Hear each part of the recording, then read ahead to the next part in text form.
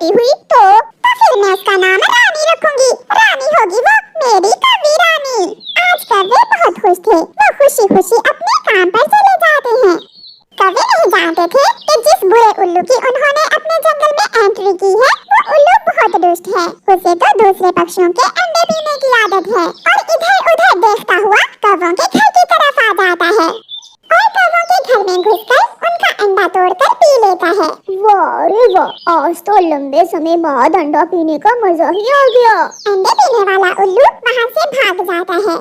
जब शाम को कौवा और कव्वी घर वापस आते हैं तो अपना टूटा हुआ अंडा देखकर रोने लग जाते हैं।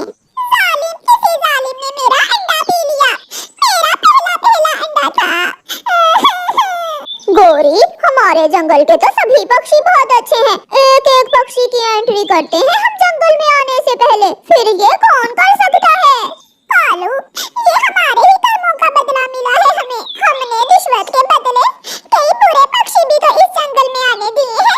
ये काम उन्हीं में से किसी एक का होगा। ऐसे कव्वे और कव्वी को अपने बुरे काम की सजा मिलती है। प्यारे दोस्तों, इस कहानी को लाइक, अपने दोस्तों के साथ शेयर और चैनल को सब्सक्राइब करना बिल्कुल मत भूलना। आप कि मैं कैसी लगती हूँ? गोरी कव्वी अपनी बहू की लिपस्टिक लगा रही थी कि उसकी बहू भी आ जाती है। सासू माँ, अपनी उम्र देखें, ये लिपस्टिक आपके लिए नहीं है। क्यों? मैं ये लिपस्टिक क्यों नहीं लगा सकती? मेरे बेटे ने ही तो लाकर दी है तुम्हें। ये लिपस्टिक इम्पोर्टेड है। मेरे पिताजी विदेश से लेकर आए थे मेरे लिए। आपके बेटे ने नहीं लेकर दी थी मुझे। आज आ लेने दो मेरे बेटे को। मैं देखती हूँ तुम्हें। तुम्हारी जबान कुछ ज्यादा ही चलने लगी है। मैं भी अब अपने बेटे की दूसरी शादी करके रहूंगी। ऐसे सीधी नहीं होगी तुम। उठो जग्गू, उठो। मैंने तुम्हें भोजन ढूंढने का कहा था और तुम यहाँ सोए हुए हो। पिताजी, मैं थक गया था और मैं थोड़ी देर के लिए सो गया। थोड़ी देर नहीं, शाम हो गई है। चलो अब घर चलें। फिर कालू कौवा और उसका बेटा जग्गू कौवा अपने घर चले जाते हैं। आ गया मेरा बेटा। जग्गू मेरे बेटे, आज फिर तुम्हारी पत्नी ने मेरी बहुत इंसल्ट की। माँ, क्या हुआ?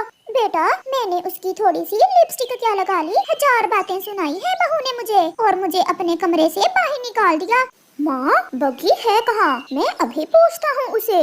नदी पर पानी पीने गई है। मैंने भी सोच लिया है, मैं अब अपने बेटे की दूसरी शादी करके रहूंगी। दूसरी शादी? हाँ हाँ माँ, आप मेरी दूसरी शादी ही कर दें। ऐसे ये बग्गी नहीं समझेगी। सच ही तो कहा था बहू ने। अपनी उम्र देखो और शौक देखो। क्या जरूरत है तुम्हें बहू की चीजों को छेड़ने की? और जिसकी दूसरी शादी तुम करने का सोच रही हो, ये तो एक को कमा कर खिला नहीं सकता, फिर दूसरी को कहाँ से खिलाएगा? प्यारे दोस्तों, ऐसी वीडियो देखने के लिए हमारे चैनल को सब्सक्राइब करें।